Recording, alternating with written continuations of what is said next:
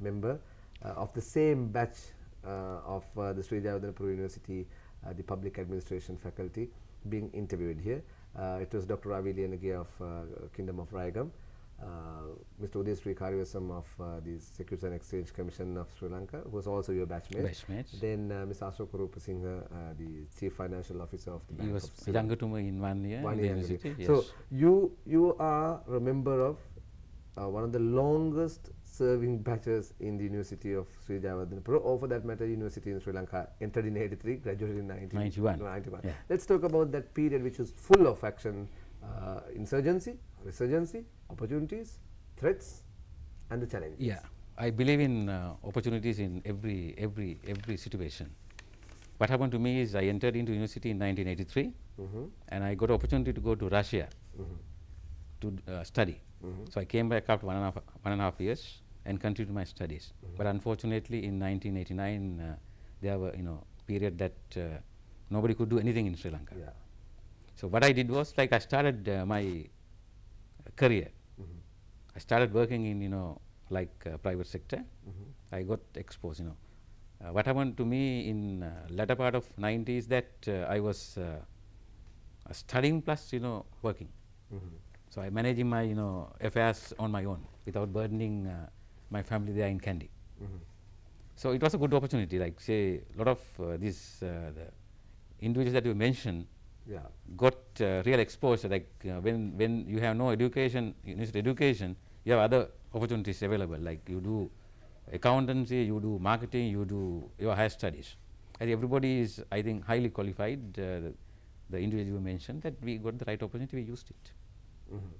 So your first job was an audit clerk of a mediocre company.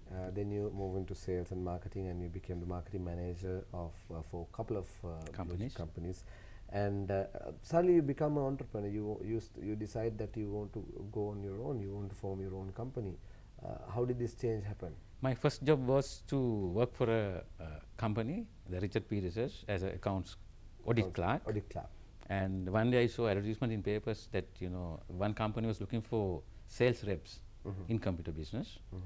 So I had another friend who worked from the same university, and we decided that we should take that opportunity, and we started working as sales reps in computer industry. Within few years, like as I changed my education after O level to from backseater to front runner. So I changed my career as well. Started as a salesman, and within 2-3 years I became a very say influential salesman in the industry. So I had a lot of demands from various companies. I tell the price that I want, and they recruit me.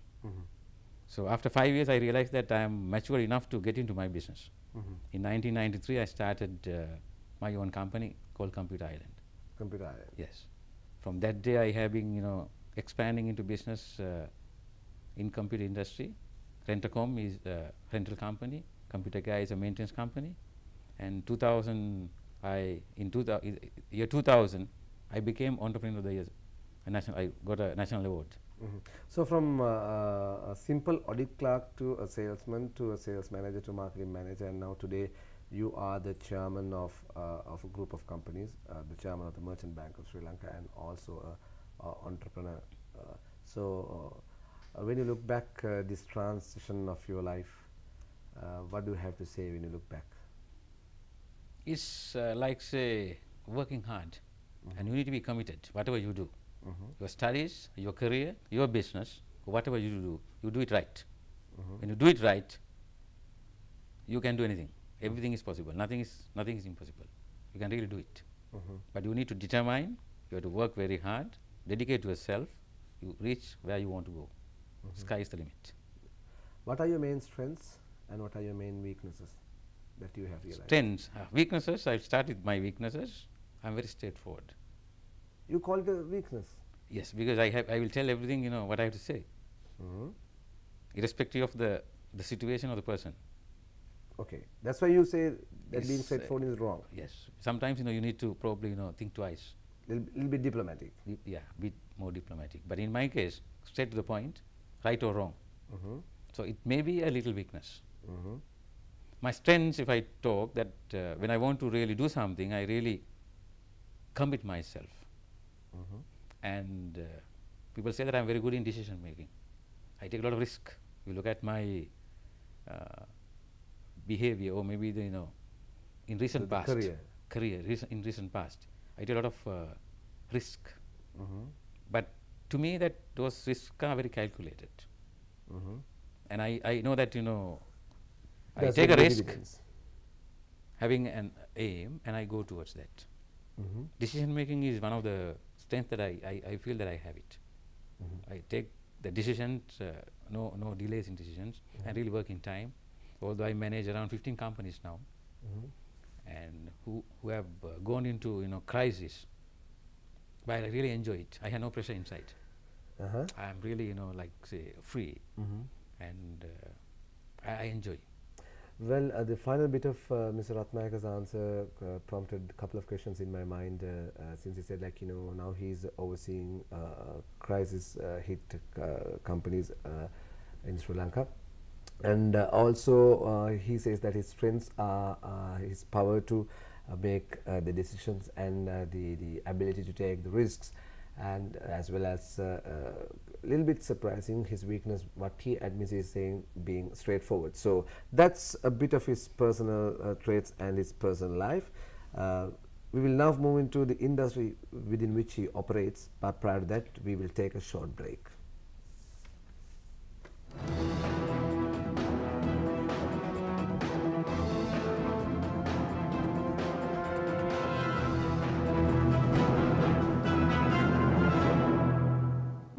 Our children hope for a brighter future.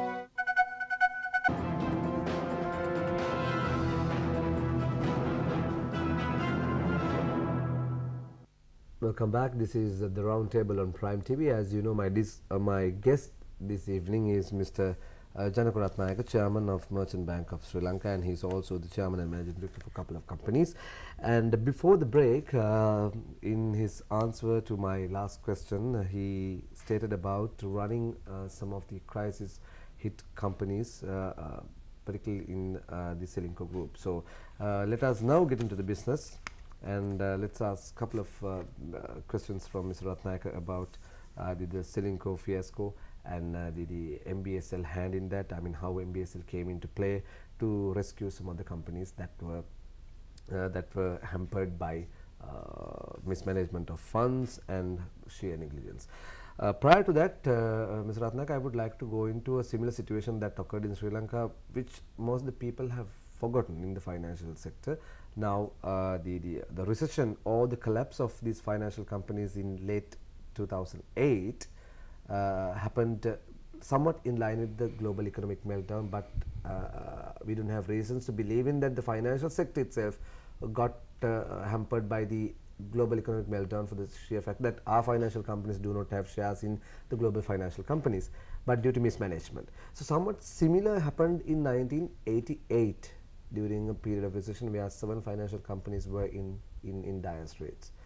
Do you find the similarities of how those 7 companies collapsed in 88 to that of what happened in late 2008? This recession comes, if you analyze the cycle, every 10 to 20 years. It's common to every economy. But this recession, what you are talking about, the global recession, is almost similar to the Great Recession in 1933. Yeah. But the